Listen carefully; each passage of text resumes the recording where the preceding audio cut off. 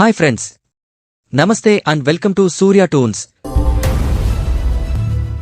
బీహార్ ఎలక్షన్స్లో కాంగ్రెస్ ఘట్బంధన్ దారుణంగా ఓడిపోయిన సందర్భంలో పుష్ప డైలాగ్ తగ్గేదేలేకి పేరడిగా నెగ్గేదేలే అంటూ రాహుల్ గాంధీపై సెటైరికల్ గా సోషల్ మీడియాలో ఈ పోస్ట్ చక్కర్లు కొడుతోంది. ఈ పోస్టు చూసిన రాహుల్ అభిమానులకు, బీజేపీ హిందూ వ్యతిరేకులకు ఎక్కడ కాలుతుందో అందరికీ తెలిసిందే. ఆ మంటని భరించలేని కొందరు ఆ పోస్టుకి వ్యతిరేకంగా కడుపుమంట కామెంట్లు పెట్టడం మామూలే.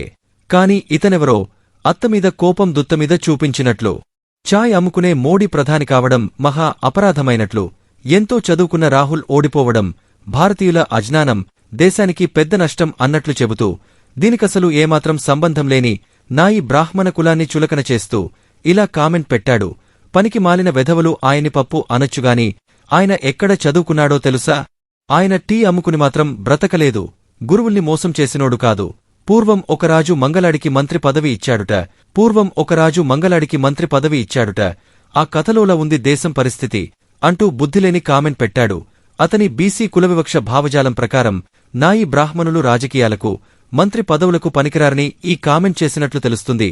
అసలే బీసీలకు రాజకీయ రిజర్వేషన్స్ కోసం ఒక పక్క పోరాటాలు చేస్తుంటే ఈ కాంగ్రెస్, రాహుల్ పప్పు గాళ్లు ఇలా బీసీలను కించపరచడం శోచనీయం. అలాగే మోడీ కన్నా రాహుల్ ఎక్కువ చదువుకున్నోడని గొప్పగా చెప్పుకుంటున్న ఈ మేధావికి డాక్టర్ చదివి కూడా ఉగ్రవాదులుగా మారి బాంబుదాడులు, హిందువుల్ని చంపేందుకు సైనేట్ ద్రవాలు తయారు చేస్తున్న ముస్లిం మతఛాందస మేధావులు కనిపించడం లేదా?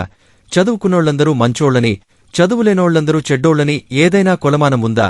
ఒక పక్క బీసీలను ఉద్ధరిస్తామని రాహుల్ రాజ్యాంగం పట్టుకుని బూటకపు షోలు చేస్తుంటే అతని ఫాలోవర్స్ అయిన ఈ పప్పు గాళ్లేమో అదే బీసీలను కించపరుస్తున్నారు.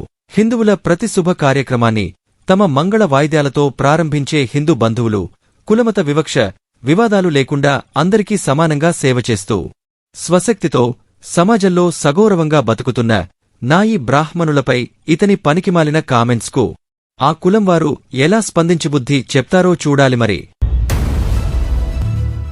Please like, share and subscribe Surya tunes YouTube channel.